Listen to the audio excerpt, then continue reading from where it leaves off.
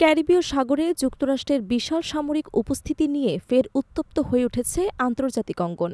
বিশ্বের সবচেয়ে বড় এবং আধুনিক রণতরী ইউএসএস জেরাল্ড আর ফোর্ড এখন ক্যারিবীয় সাগরে টহল দিচ্ছে। আর এই অবস্থানকে কেন্দ্র করে নতুন করে ক্ষোভ প্রকাশ করেছে ভেনেজুয়েলার president Nicolas Maduro. Gerald R Ford হল মার্কিন নৌবাহিনীর সর্বাধুনিক বিমান বাহিনীর রণতরী, যা একসঙ্গে ৯০টিরও বেশি যুদ্ধবিমান এবং হেলিকপ্টার বহন করতে সক্ষম।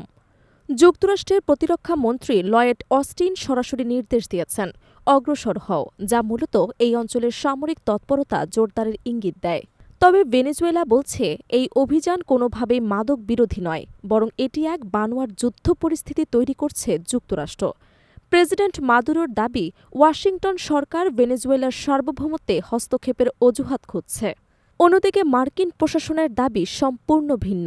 তারা জানিয়েছে এই তৎপরতা মূলত মাদক চক্রের বিরুদ্ধে অভিযানের অংশ, যেখানে সাম্প্রতিক এক যৌথ অভিযানে ৬ জন মাদক সন্ত্রাসী নিহত হয়েছেন।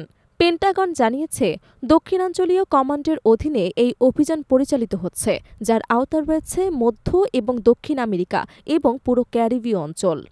তবে আন্তর্জাতিক বিশেষজ্ঞদের মতে এটি শুধু মাদক বিরোধী অভিযান নয়।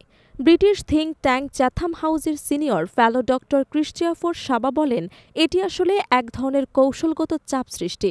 যুক্তরাষ্ট্র চায় ভেনেজুয়েলার সামরিক বাহিনী মাদুরোর বিপক্ষে অবস্থান নিক। অনেকে মনে করছেন এই অভিযান আসলে ভেনেজুয়েলার সরকারের উপর রাজনৈতিক এবং অর্থনৈতিক চাপ বাড়ানোর অংশ, কারণ ট্রাম্প প্রশাসন থেকে মাদুরোর সরকারের বিরুদ্ধে কঠোর অবস্থান নিয়ে আসছে।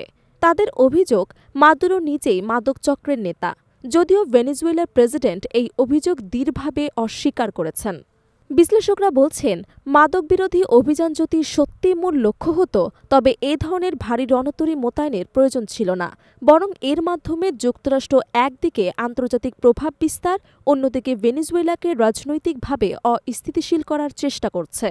পেন্টাগন বলছে, ক্যারিবীয় অঞ্চলে তাদের উপস্থিতি কেবল নিরাপত্তা জোরদারের অংশ, কিন্তু ভেনেজুয়েলার দৃষ্টিতে এটি এক নতুন ধরনের আগ্রাসন, যেখানে যুদ্ধের ছায়া নামছে ধীরে ধীরে।